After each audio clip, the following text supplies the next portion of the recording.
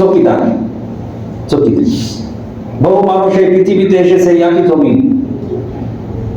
পাহারা দিয়েছে, আবার মাটির নিচে এই মাটি তাকে পেটের মধ্যে নিয়ে নিয়েছে, আবারও এসেছে। এই গ্রামের বহু মানুষ আগে ছিল, আগে শুনতাম যে 7-8টা পোতা বাড়ি ছিল, সেখান থেকে আজকের কি কয়েকশো পোতা বাড়ি। তো সেই বসবাসকারী ব্যক্তিরা সব এই মাটির নিচে। আমরা ওইখান থেকে 100 বছর পরে সব এই মাটির নিচে যাবো, আবার নতুন প্রজন্ম আসবে আল্লাহ যদি চান। তো এইভাবে আমরা সবাই চলে যাচ্ছি। আল্লাহ তাআলা চাইলে আমাকে রাখবেন যতক্ষণ তিনি হুকুম দিবেন ততক্ষণ আমি। যেমন রূহকে বলা হয়েছে কি, বলির রূহু মিন আমরি রাব্বি, বলির রূহু মিন আমরি রাব্বি। রূহ হলো রবের হুকুম, সূরা বনী ইসরাঈল। রূহ হলো রবের হুকুম। হুকুম হইল তো জন্মালো, হুকুম হইল তো আবার মারা গেল। এর চেয়ে বেশি কিছু নাই। রূহটা যেটা নিয়ে আমার সব, আমার দেখা, আমার শোনা, আমার হাঁটা চলা সব কি আছে তাই রূহ হয়েছে। একদিন রূহ বাইর হয়ে যাবে, সব থাকবে, আমার দেহের আর কোনো অঙ্গটা চলে যায় না। আমার অঙ্গ তো অঙ্গে রয়ে যায়, হাত পা কোনো কিছু ছোট হয়ে যায়, যা ছিল তাই। বিশাল দেহের অধিকারী ব্যক্তি সব হয়ে গেছে, কিন্তু কি নেই, রূহ নেই। তাই তার সব কিছু অকেজ হয়ে গেছে, তার দেহের সব পাশপাতি থেকেও যেন কিছুই নেই। তাহলে ইয়ার রূহই তো আবার কি আল্লাহর হুকুম। আল্লাহ বলছেন কি, আল্লাহর হুকুম আছে তাই আমার সব চলছে। আল্লাহর হুকুম না থাকলে আর কিছুই চলবে না। فَيُضَاعِفَهُ لَهُ أَضْعَافًا كَثِيرًا। যে আল্লাহকে উত্তম ঋণ দেবে তাকে আমি অবশ্যই তার বহুগুণে বৃদ্ধি করে দেব। কেননা আল্লাহু ইয়াকবিদু ওয়া ইয়াবসুতু, আল্লাহ চাইলে সংকুচিত হয়, আবার আল্লাহ চাইলে সম্প্রসারিত হয়। মহান রব, যিনি সব বিশ্বের প্রতিপালক, সারা জাহানের প্রতিপালক, তিনি আমাদের কাছে অর্জ চেয়েছেন। এটা সাহাবীদের মধ্যে অনেক প্রভাব ফেলেছে যে আল্লাহ চেয়েছেন। অনেক সাহাবী তার পুরা সম্পদ দিয়ে দিয়েছে, মানে যা তার খেজুর বাগান, একজন খেজুর বাগান মানে তার মদিনার বুকে খেজুর বাগান মানে সবচেয়ে বড় সম্পদ। যার খেজুর বাগান আছে তার কি বড় সম্পদ। খেজুর বাগান, কয়েকটা খেজুর বাগান আল্লাহকে দিয়ে, যে আমি আমার সবচেয়ে বড় সম্পদ আল্লাহকে দিয়ে দিলাম। আল্লাহ হাসানা, উত্তম সম্পদ, আমার সবচেয়ে ভালোটা আল্লাহকে দিয়ে দিলাম। সুবহানাল্লাহ। সাহাবীদের মধ্যে বড় আল্লাহ চেয়েছেন আমাদের কাছে, তাহলে আমরা কি দেব?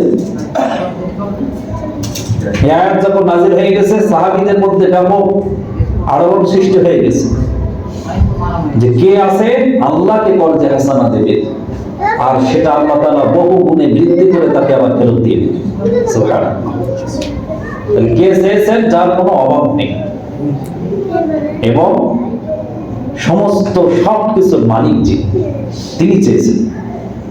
আর তিনি আবার ওয়াদা দিয়েছেন সাথে সাথেই যে আদাআতান কাসীরা, আমি সেটা বহু গুণে, কত গুণে সেটা সীমারেখা নাই, আমি বহু গুণে বৃদ্ধি করে সেটা আবার আমি ফিরিয়ে দেব।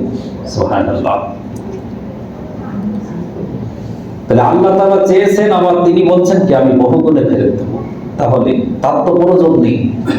তাহলে চেয়েছেন কার কল্যাণে? আমাদের কল্যাণে, আমাদের ভালো কিছু চাপ দিন। এজন্য তিনি চেয়েছেন, মানে কি এটা আমাদের জন্য কল্যাণ। তাহলে আমরা আমাদের উপার্জিত সম্পদ থেকে আমাদের রবের কাছে কিছু রাখি। যে সন্তানেরা তার পিতামাতার কাছে, যে পিতামাতা সন্তানের কল্যাণ চায়, সব পিতামাতা না, যে পিতামাতা সন্তানের কল্যাণ চায়, এই পিতামাতার কাছে যখন অর্থ জমা দেবে, সে সারাদিন পরিশ্রম করে পিতামাতার হাতে দেবে, এই পিতামাতার কোন জায়গায় লাগালে অর্থ কাজে আসবে সেটা জানে কিনা? সেটা তার চেয়ে বেশি জানে পিতামাতা।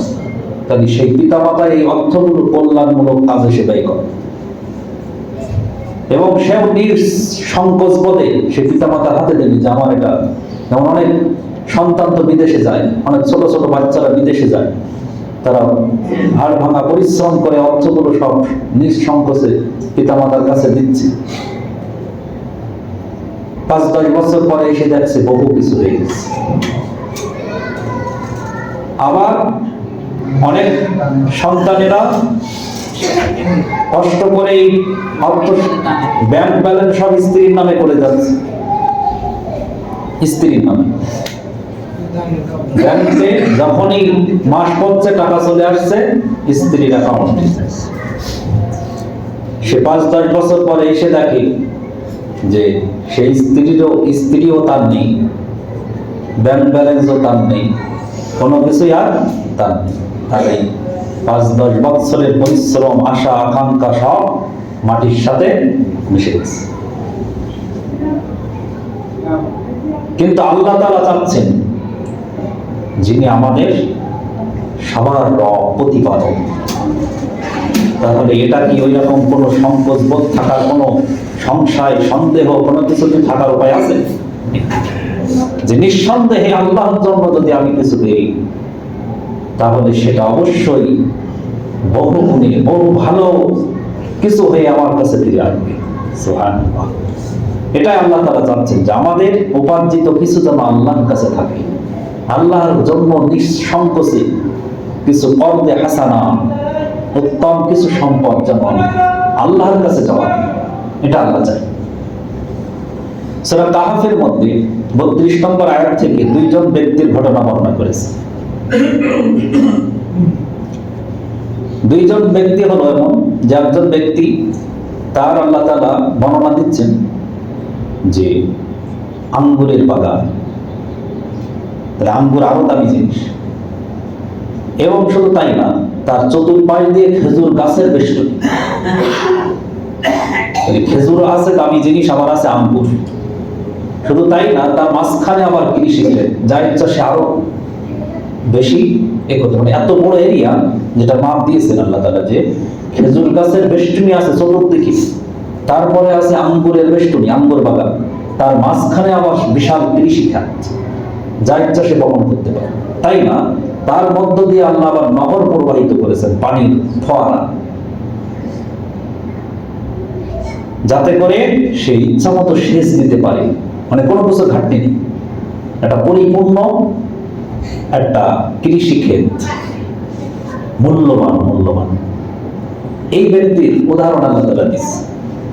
আল্লাহ তাআলা রাসূল সাল্লাল্লাহু আলাইহি ওয়াসাল্লাম বলেছেন যে আপনি শুনিয়ে দিন আপনার উম্মতকে, জানিয়ে দিন, দরাবাল্লাহু মাসালান, তাদের সেই দৃষ্টান্তকে জানিয়ে দিন, আমি এত সুন্দর সম্পদ একজন ব্যক্তিকে দিয়েছিলাম। দেওয়ার পরে সে কি করলো?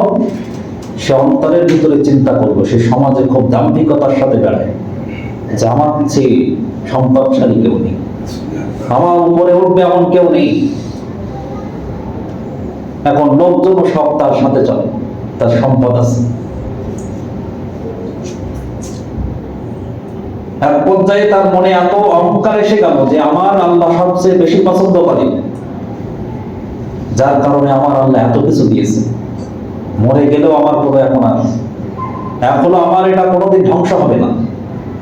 কোরআনের আয়াত, সূরা কাহফের 32 নম্বর আয়াত থেকে, আয়াত সহ বলতে গেলে লম্বা হয়ে যাবে, আমি সংক্ষেপে বলছি। 32 নম্বর আয়াত থেকে এটা বলবে, দীর্ঘ একটা ঘটনা আল্লাহ দিয়েছে, অনুবাদ করলেও বুঝতে পারবে যারা বাংলা জানেন। যেই ব্যক্তি ঘোষণা দিয়ে বেড়াতো যে আমার কোনোদিন এই সম্পদ ধ্বংস হবে না, কিয়ামত এসেও ধ্বংস করতে পারবে না, এমন কথা বলেছে যে কিয়ামত এসে ওইটা ধ্বংস হবে না।